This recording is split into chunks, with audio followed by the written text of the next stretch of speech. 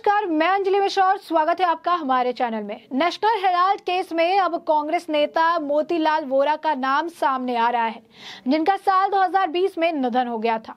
उनका नाम ईडी की पूछताछ में सोनिया गांधी, राहुल गांधी से लेकर मामले के आरोपी पार्टी के अन्य नेताओं ने भी लिया है। सूत्रों के मुताबिक उनमें किसी ने भी इसे साबित करने के लिए कोई दस्तावेज पेश नहीं किए हैं। ईडी की पूछताछ में सोनिया गांधी और राहुल गांधी ने बताया था कि एसोसिएटेड जनरल लिमिटेड और यंग इंडिया प्राइवेट लिमिटेड में सभी वित्तीय संबंधी फैसले मोतीलाल वोरा द्वारा ही लिए जाते थे। ईडी की पूछताछ में राहुल गांधी ने कथित रूप से बताया था कि डील को लेकर सभी वित्तीय संबंधी फैसले मोतीलाल वोरा द्वारा ही लिए गए थे और उन्होंने ही पूरे वित्तीय मामले को हैंडल किया था। ऐसे में आपको बता दें कि नेशनल हेराल्ड केस में सभी कांग्रेसी नेताओं ने वित्तीय लेन देन की जानकारी से अपना पल्ला झाड़ लिया है। ईडी सूत्रों के मुताबिक सोनिया गांधी, राहुल गांधी, मल्लिकार्जुन खड़गे और पवन बंसल तक ने कहा कि लेन देन से जुड़ा हर फैसला मोतीलाल वोरा लेते थे।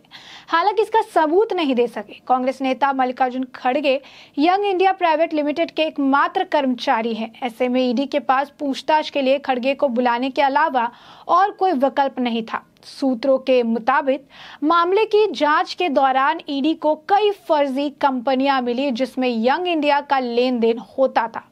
ईडी को कंपनी के 90 करोड़ की लेन देन पर भी शक था।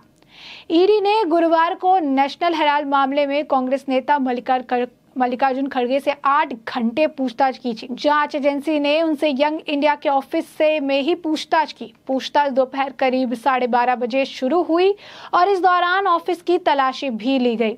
खड़गे 8 घंटे बाद रात करीब 8:30 बजे दफ्तर से बाहर निकले।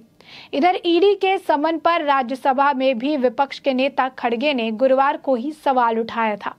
उन्होंने पूछा था कि क्या संसद की कार्रवाई के दौरान बुलाना सही है। इस पर केंद्रीय मंत्री पीयूष गोयल ने जवाब दिया था कि कोई गलत करेगा तो एजेंसी तो एक्शन लेगी ही। इसके बाद दोनों में बहस शुरू हो गई। इससे पहले बुधवार को भी यहां तलाशी ली जा चुकी है। छापेमारी के बाद ईडी ने नेशनल हेराल्ड की बिल्डिंग में यंग इंडिया प्राइवेट लिमिटेड का ऑफिस सील कर दिया था। इसके बाद कांग्रेस के नेता बीजेपी पर हमलावर हो गए और देश के लोकतंत्र की हत्या का आरोप लगाया। बता दें, मोतीलाल वोरा कांग्रेस के दिग्गज नेता थे। वे 2 बार मध्य प्रदेश के मुख्यमंत्री रहे। 2000 से 2018 तक 18 साल पार्टी के कोषाध्यक्ष भी रहे। 21 दिसंबर 2021 में उनका निधन हो गया था। 1970 में कांग्रेस में शामिल हुए। 1972 में कांग्रेस के टिकट पर विधायक बने। इसके बाद 1977 और 1980 में भी विधायक चुने गए। अर्जुन सिंह की कैबिनेट में पहले उच्च शिक्षा विभाग में राज्य मंत्री रहे। 1983 में कैबिनेट मंत्री बनाए गए। 1981 से 1984 के दौरान वो मध्य प्रदेश राज्य सड़क परिवहन निगम के चेयरमैन भी रहे। 13 फरवरी 1985 में वोरा को मध्य प्रदेश का मुख्यमंत्री बनाया गया। 13 फरवरी 1988 को मुख्यमंत्री पद से इस्तीफा देकर 14 फरवरी 1988 में केंद्र सरकार के स्वास्थ्य, परिवार कल्याण और नागरिक उड्डयन मंत्रालय का कार्यभार संभाला। अप्रैल 1988 में वोरा मध्य प्रदेश से राज्यसभा के लिए चुने गए। 26 मई 1993 से 3 मई 1996 तक उत्तर प्रदेश के राज्यपाल भी रहे। बता दें, नेशनल हेराल्ड केस में ईडी ने कांग्रेस की कार्यकारी अध्यक्ष सोनिया गांधी से 3 दिनों तक पूछताछ की। ईडी से जुड़े सूत्रों ने यह बताया कि पूछताछ के दौरान सोनिया ने ठीक उसी तरह से जवाब दिए जैसे कि राहुल गांधी ने दिए थे। जांच एजेंसी ने उनसे एसोसिएटेड जनरल लिमिटेड यानी AJL और यंग इंडियन प्राइवेट लिमिटेड से जुड़े वित्तीय लेन देन के बारे में पूछा।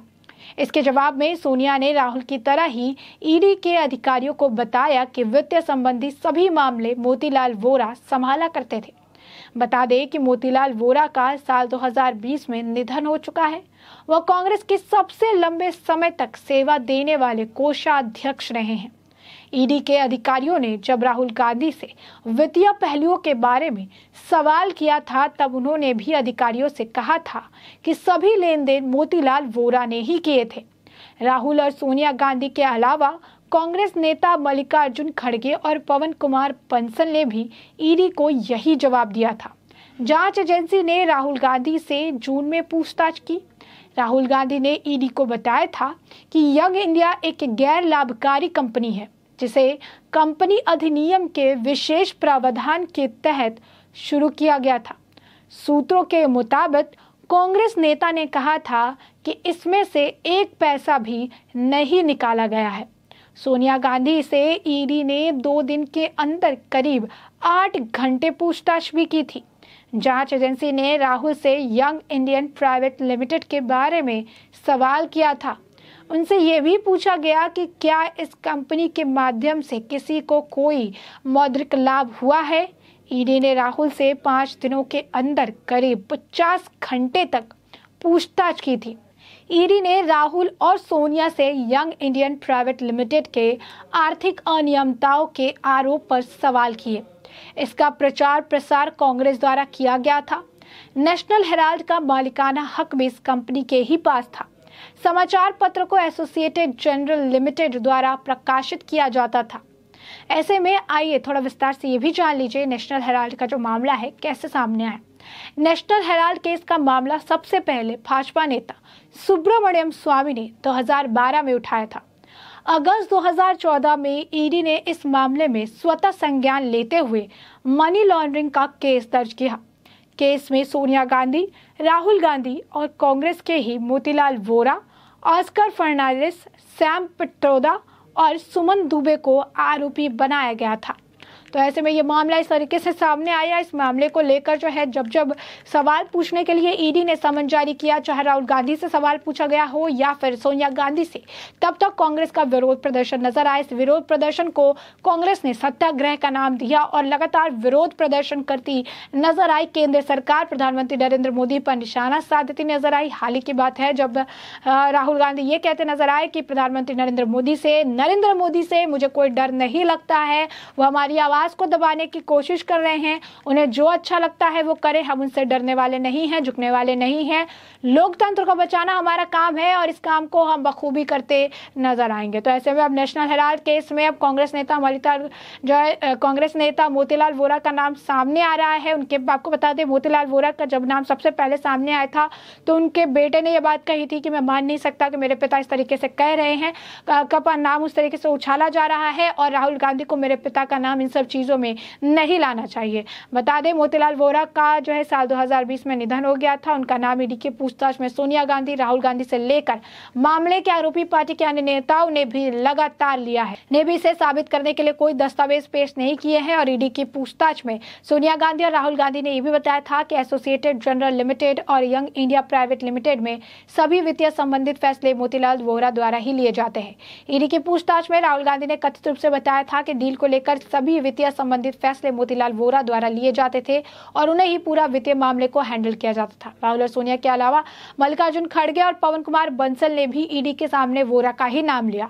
हालांकि ईडी सूत्रों के मुताबिक ये सभी नेता मीटिंग से जुड़े दस्तावेज पार्टी के पूर्व और स्वर्गीय नेता ने हिस्सा लिया हो पेश करने में विफल रहे और यही वजह है कि उनके पास संसद के मॉनसून सत्र के दौरान ही मल्लिकार्जुन खड़गे को समन करने के अलावा कोई विकल्प नहीं था। ये भी निकलकर सामने आया कि इस तरीके कोई फाइनेंशियल कॉल की डिटेल्स भी सामने नहीं आई है। जिस तरीके की बात और जिस तरीके के दावे ये कर रहे थे, इन दावों को वो सिरे से खारिज करते हुए नजर आ रहे हैं। तो ये बड़ा झटका है कांग्रेस के लिए, जो कि लगातार मोतीलाल वोरा का नाम लेकर इस पूरे मामले से बचने की कोशिश करती नजर आई। ऐसे में हमने आपको ये पूरा मामला बड़े विस्तार से बता दिया है कि ये पूरा मुद्दा क्या था और ऐसे में अब इस पूरे मामले पर आपकी भी जो राय हो हमें कमेंट सेक्शन में कमेंट करके जरूर साझा करें।